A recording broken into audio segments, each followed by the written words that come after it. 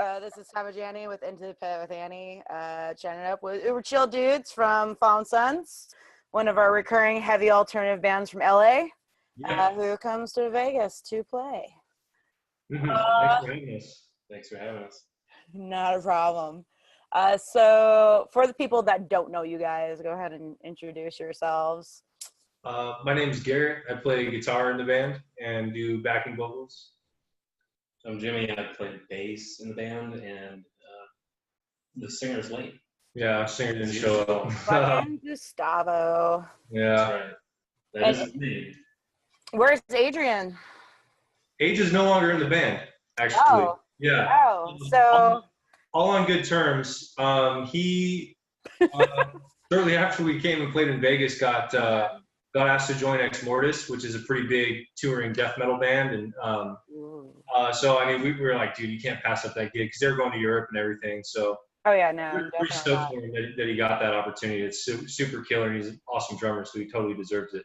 So, we're actually currently going through drum auditions. Last time we played out in Vegas, we brought another like fill-in buddy of ours, and he's pretty much just very much a fill-in. So now it's like we're kind of looking for that permanent fourth member of the band. So he doesn't want to be permanent, or he's just not good enough to be permanent. No, I'm kidding. Don't answer that.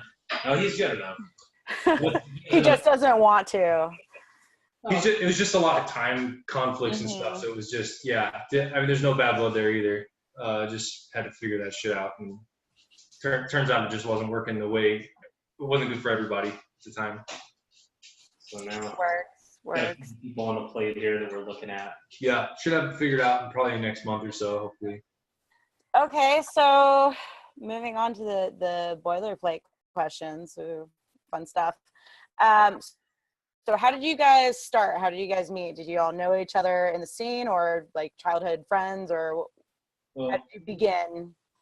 I mean, it's weird. These guys had another band before this called Ascendancy way back. I mean, what is that?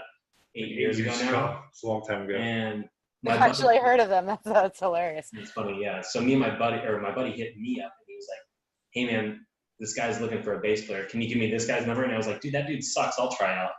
So then I got the part, and we played, how long was that band together? Well, with me in it? Yeah, with the Ascendancy, we were together for like 5 years. We got a record out and everything, and we lost the other two founding members that I started the band with, and kind of just wasn't. We tried to replace it with other guys, and it kind of just didn't feel the same. It was like it's like when you have a bad breakup and you go with the rebound, and it just doesn't, it doesn't last. And so it was kind of like, well, fuck it, I mean, we're all into like kind of doomy stoner stuff. We all listen to like grunge, and it's like, why don't we maybe just try something different? And so we kind of just sat down and listed like, I don't know, like 10 bands, and we were like all kind of in the same ballpark of sound. And we were like, let's try and kind of make something from this. And so the first thing we did was we came in with a bunch of ideas. We went in with the same producer who did our Ascendancy record. That's Tom Chandler out here. Got to give him a plug. And we basically just wrote the 7 songs that were on the first record for Fallen Sons. Mm-hmm. Adrian did the drums for us at the time, but he was a session guy. We actually didn't have a drummer then either. That's like been the curse of this band, is finding the right drummer. And after that, we had a buddy kind of fill in for about the year after that, and got us going doing shows. And 2 years later, we're still kicking. Nice. Yeah. How did you pick the name Fallen Sons? It's always interesting to hear it.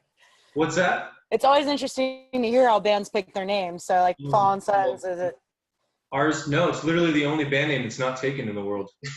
Pretty much. Are you sure? Pretty sure. Unless we were like the Wicked Shits or like or something, but nobody wanted that band name, so we're Fallen Sons. Wicked Shits. I don't even know what kind of lyrical content would come with that. Wicked Shit. It would definitely be a black metal theme band. For sure. Wicked Shit. Maybe. Like defecation and vomit, they just come hand in hand with black metal for some reason. My 2 favorite things. Not mine. I mean, just don't do either on me. We're good. For sure. With class, of course. So, on your page, you guys have Black Sabbath and Deep Purple and Alice in Chains, Clutch, Led Zeppelin, Soundgarden listed as your influences. So, like, was there particular albums from those artists and bands that, like, triggered this? Like, I love this band. Was there one that was like, yeah, I really dig this sound versus this album, or particular song that, like, maybe not any particular band or particular album, but I mean, those are just all bands that we love. I mean, we come more from like that thrash metal, death metal background, a lot of us, and we all grew up listening to like classic rock. I'm definitely more of like a blues and classic rock guitar player, and so does Jimmy more on the bass, and Gus grew up singing more like Dio tunes, and Chris Cornell's one of his biggest influences and that kind of stuff. mm-hmm. So we kind of just took that. I mean, we took all of those bands that we were also just listening to, and we're just kind of like, let's look at it. But I mean, I guess kind of to answer your question, there's one record. I always have CDs in my car. One CD never leaves my car is the self-titled album by Clutch. I think that's one of the best fucking records that's ever existed.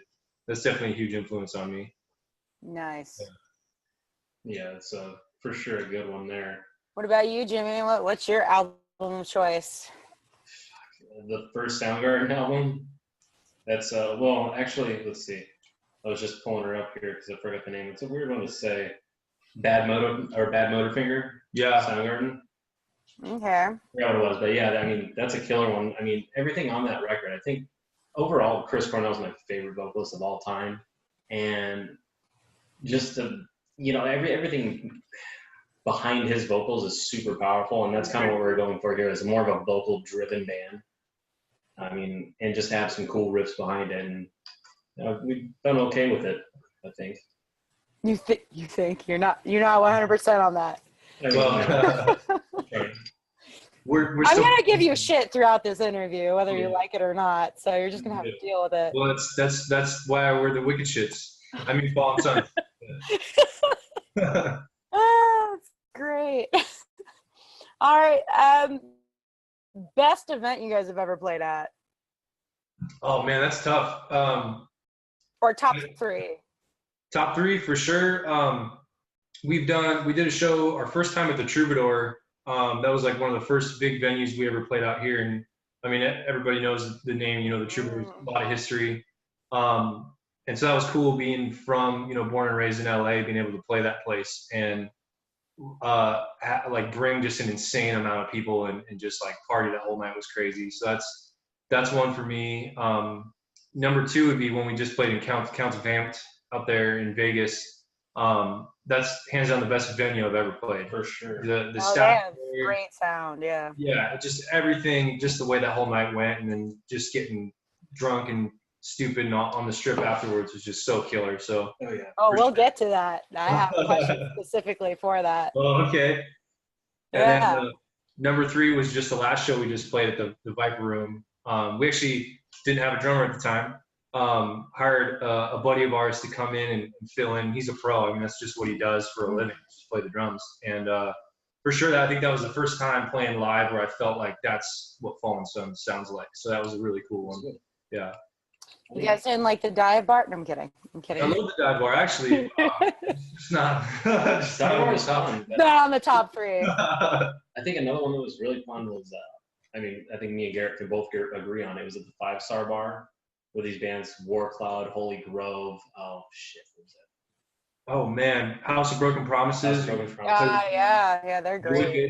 Those are our buddies. Love those guys. It was just a killer show. Yeah, that's a good one. That was a stack lineup. One of the best lineups I've seen out in this area in a while. I mean, heavy hitters on all sides there. Yeah, I actually went to high school in Fallbrook, like an hour and a half south of you guys. Yeah. So, like, I heard about all the LA shows. I didn't get to go to them, but they were exciting to hear about. Yeah, some are good. It's hit and miss around here. Well, the LA scene is just so huge, and there's like venues everywhere. Yeah, I mean that's one thing about it, but I think another thing is people are really cliquey. If you're not this certain genre, they don't like you just based off that. They won't even give you a listen. So, yeah, very cliquey. It is competitive like that for sure. You have that in Vegas too. I think every metropolitan area has those venues that are very genre specific, and you've got those people in the scene that only want to book certain types of shows, and it's because of the crowd demographics half of the time, and the other half of the time it's just because they're selfish pricks. Yeah, they can go fuck themselves and choke on a bag of dicks, but that's just my opinion. It's quite an opinion. I am the opinionated metalhead, so it makes sense. Okay, well, craziest fan interaction you guys have had? Have you had any like groupie weird shit happening, or like dudes trying to bust their face on stage while you guys are playing? Not in this band. Everything Not in this band yet. I mean, Nobody's made you sign their ass or their tits or anything? No? No, I got offered meth by the dude with tattoos all over his face. It's pretty cool though. He was nice. So don't judge people with face tattoos. That's lesson learned. I mean, what if it's a facial tattoo of a dick? I ain't judging. You got it there for a reason. Maybe it means something. So what else do you guys do for fun? Like outside of the band and day jobs, like do you guys have like hobbies that are like weird or off kilter? Just try and get out. I mean, I think we're both kind of outdoorsy guys. I mean, he does like the redneck shit. I like to go out in the mountains and do a lot of backpacking and that kind of stuff, all that. But I mean, priority number one for me, I guess is well, I don't guess is for sure music. That's like kind of all I do with my free time. But yeah, when I can get out there and do some hiking or climbing or anything like that, I try and go out and do the outdoorsy shit. Yeah, not much free time here. I mean, you got to work 2 jobs to afford the place you live. Yeah, that's why I live in Vegas. Yeah, neither of us live in the best area. It's still shitty. It's like a 15 to 20-minute drive to every venue I ever want to go to. Oh yeah, that's nice. Except for like one, and if there's traffic, like a bad accident, then I have to deal with shitty driving. But yeah, no, it's nice. See, in LA, we don't talk in miles, we talk in minutes. So yeah, how many minutes does it take to get somewhere? Oh, I meant minutes. Yeah. Yeah, everything's like within 5 miles of me. Haha. Sucks to be you. 5 miles for us can be 2 hours. Yeah, 2 hours sometimes. Shit. It's faster than walking. I don't want to ever drive in California again. I got my license in Oakland, actually. Fun fact. Yeah. I never want to drive there again. Every time I go back, there's like 5 accidents within half-mile stretch of road. Yeah. Like, nope, I'm good. Uber, Lyft, everywhere. Public transportation, I don't even fuck with. Fuck that shit. Somebody else is driving my ass, like Miss Daisy. There you go. But so Vegas, after your last show at Vamped, you guys took a guitar out to the strip. I saw the videos. Yeah, actually we didn't take the guitar. There was we were just all out there on the strip. Did you find somebody with a guitar then? There was this drunk kid. He so fucked up. He couldn't even like open his eyes. Like he was just this walking zombie down the street with a guitar. Like, man, I got this guitar to play a song. And he couldn't do anything with it. He could. I mean, he maybe knew how to play guitar, but I think he was just so fucked up he didn't know how to do anything. So I was like, "Give me that guitar, man." So I took it, and we just started like just singing songs, just dicking around. And then all of a sudden, like we kind of noticed there was this crowd around us and everything. We're just like, "Oh shit, all right. I guess this is what we're doing for a while." So just kind of busting out all the heavy jams, you know. Did you get tips? We drank a lot. We didn't get any tips. Yeah, people were giving us a lot of booze. Like, here's a beer. Yeah, that's fine with me. Yeah, there was somebody walking by with like they had a bottle of Jack, and so we were just all taking pulls off of that kind of thing. It was a good time. Anything else interesting happen? Did you deal with anybody with the pasties? No. Get off the guys with the cards to the strip clubs? We just we're lame. We were just out drinking the whole time. We didn't really go. Yeah, we didn't do anything other than just walk around and get drunk and act like a bunch of assholes out on the strip. Well, define acting like a bunch of assholes, because I'm pretty bad. I don't know. Next time you got to hang out with us and just kind of see what it's like. Right. Next time we're gonna have to do it Annie style, where like, okay, so fair warning. I go onto those sky bridges and I scream at the top of my lungs like a drunk chick at Vegas. Vegas! Fuck yeah! And you live there. but like way louder. You guys have heard me scream. I'm like, come on now. Right on. Well, I'll do that with you. I'll do my best girl voice. I mean, Gus thinks I'm in a fucking band, or should be. So it's like, are you in a band? Well, you should be. There you go. Cool. That was my last interaction with him. Cool. So, new music? Are you guys coming out with anything new? New single releases? Any new EPs in the works? We have like 15 songs written at least. Yeah. Written material. It's just getting the funds to get it recorded. Yeah. So I mean, we do everything DIY. So we're working multiple jobs and all that kind of shit. So it's like when we get that extra dough, that's when we put it towards the band. And so hopefully, I mean, kind of been in talks with maybe some labels and that kind of stuff. And that, it doesn't mean like as much as it used to anymore, but that would definitely help a little bit. So we'd be pretty down for something like that to maybe do have a working relationship with a record label and maybe get an album released next year. Nice. Cool. Yeah, that'd be great. Cool material. Yeah, I'm excited to show people and even just start showcasing it live. I mean, I have your CD in my truck still, and your poster is hanging on my wall. Oh, shucks. Oh, nice. Thank you. Thank you. I mean, if my apartment wasn't a complete and total disaster behind all this, I would just be like, here you go. You can see it. It is a focal point right when people walk through my door, though. So awesome. Yeah. Now I have to do is like have you guys sign it. No, I'm kidding. Did you get the old one or the new one? The one with the wolf. Well, we gotta get the new one. I think it's the old one. Yeah. That's the first one. Yeah. Yeah. That's the first record, and then the first poster, and then we got. I bought one of everything when you guys played at the Dive. Oh, cool. Thank you. I even have the beer cozy, and it's at my water bottle at work. Awesome. Oh, that's a good one. I like those. These are the shit. I need to print some more. Yeah, we're running out of them because those seem to go kind of the quickest at our stuff. Nobody wants to buy our music, but they want to buy our beer koozies. That's something, I guess. You guys have bracelets? I don't remember. Nah, no bracelets. Why not? I want that rubber, man. Let's see. What else do I got? I don't want to take all of your time up. So, I mean, I know that LA is kind of a big area, but I know that a lot of bands in LA, even the up-and-coming bands, get involved in putting it back into the community and supporting local causes. So are there any causes that you guys partake in or help support that you want to plug or? I mean, I don't know if we do any of that. We just go out to a lot of local shows just to give back to the community, support our buddies and our other bands when we're not playing. That's definitely, I think when we're in a position where maybe if there's a little bit more money talking in the band, I think a lot of us would like to put into more like philanthropy work and that kind of stuff. But right now it's just, priority number one for us is just putting all of our heart and soul into the scene.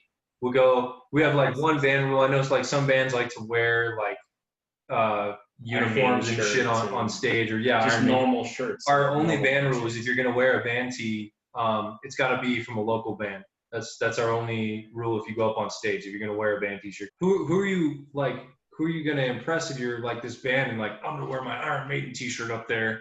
And it just doesn't, I think, carry the same weight as like if you're going to represent like, I'm going to wear like a Yagikian shirt or a Void Vader shirt or something like that, where it's like bands that we listen to and that we like and that are our buddies, I feel like I have some of these t-shirts. I also have one of your t-shirts. Yeah, thanks for representing. I've for sure seen pics of you wearing it. I think, and you must. I got a Legal Tender, and then I got a Locust Grove. I can't even see your shirt because you're like halfway in the camera. Yeah. Who, me? Yeah. It's kind of hard to stay in this whole thing here. Yeah, we're a little. You don't want to invade Jimmy's space? Yeah, he's already pretty close. So, I mean, come on now, Jim. You want to plug your social media and streaming? We're on all of it. We're Fallen Sons. Any of it. What's your Twitter? Is it at Fallen Sons? Yep, probably. It's something like that. It's always Fallen Sons Music or Fallen Sons Band or any of those handles for Instagram, for Facebook, for Twitter. We even have what's that other one that all the like scene Tumblr.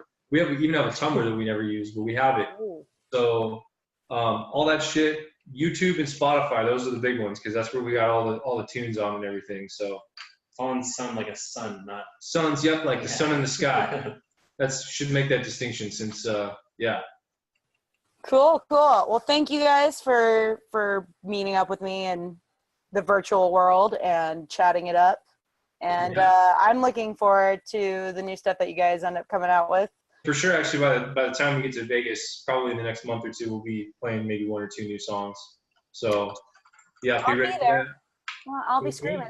We'll see. We'll be screaming Vegas. The Scream Machine. All right. All right. Thank you guys. Thank you so much for having us. Thanks for having us. All right. Take care. Take care.